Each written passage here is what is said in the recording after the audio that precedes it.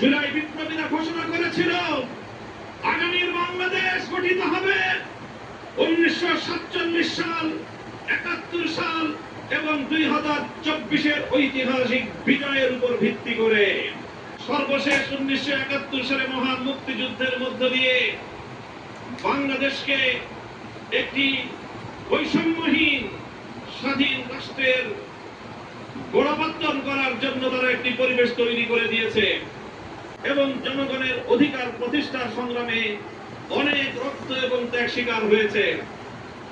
বিগত ফ্যাসিবাদী স্বৈরাচারী শেখ হাসিনার আমলে 2009 সালের পিলখানা ট্রাজেডি, 2013 সালের শাপলা চত্বরে নবী প্রেমিকদের অকাতরে রক্তদান,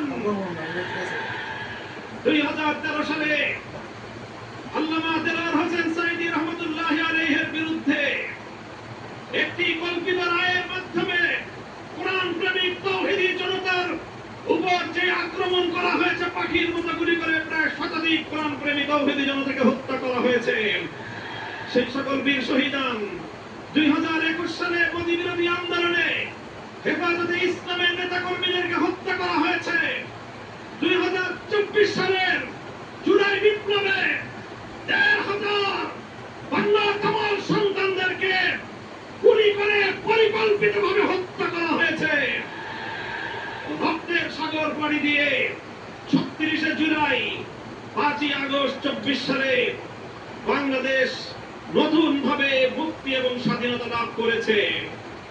জুলাই বিপ্লবীরা ঘোষণা করেছিল আগামীর বাংলাদেশ গঠিত হবে 1947 সাল, 71 সাল এবং 2024-এর ঐতিহাসিক বিজয়ের উপর ভিত্তি করে। তাই আজ যারা মনে করেন কেন আজকে বাংলাদেশের আলেম সমাজ, কেন আজকে বাংলাদেশের ইসলামপন্থীরা, কেন আজকে বাংলাদেশ খেলাফত মজলিস জুলাই বিপ্লবের পক্ষে এভাবে মাথায় কাপড়ের কাপড় বেঁধে রাজপথে নামতে চায়, যাদের মনে দ্বিধা সংশয় রয়েছে, আমি তাদেরকে বলতে চাই আমরা জুলাই বিপ্লবের আকাঙ্ক্ষা জন্যই বাস্তবায়ন করতে চাই। কারণ জুলাই বিপ্লব 1921 সালের ঢাকা বিশ্ববিদ্যালয় প্রতিষ্ঠার ঐতিহাসিক প্রেক্ষাপটকে ধারণ করে। জুলাই বিপ্লব 1947 সালের বাংলাদেশের স্বাধীন জাতিসত্তা গঠনের অভিপ্রায়কে ধারণ করে। জুলাই বিপ্লব 71-এর মুক্তিযুদ্ধকে ধারণ করে। জুলাই বিপ্লব 2013 সালের স্বপ্ন চেতনাকে ধারণ করে। জুলাই বিপ্লব 2024 সালের ছাত্র জনতার বৈষম্য বিরোধী আন্দোলনকে ধারণ করে।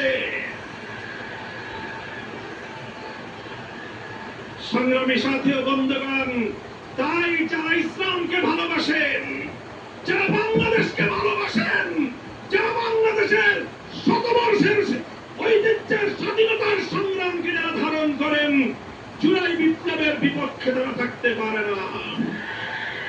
তাই আজ আমি ক্ষমতাসীন বিএনপিকে বলতে চাই, আপনারা ঐতিহ্যের 50 বছরের রাজনীতিকে বিশ্বাসঘাতকতা করবেন না।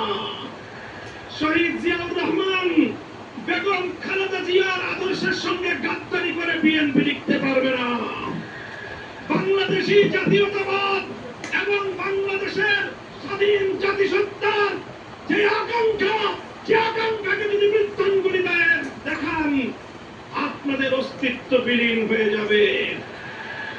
সংগ্রামী সাথী ও বন্ধুগণ, তাই আজ আমি স্পষ্ট ভাষায় বলতে চাই, বিগত 12ই ফেব্রুয়ারি গণভোটের মাধ্যমে বাংলাদেশের মানুষ নিরঙ্কুশ ভাবে সংবিধান সংস্কার করার যেই ম্যান্ডেট প্রদান করেছে, সেই ম্যান্ডেটের বিরুদ্ধে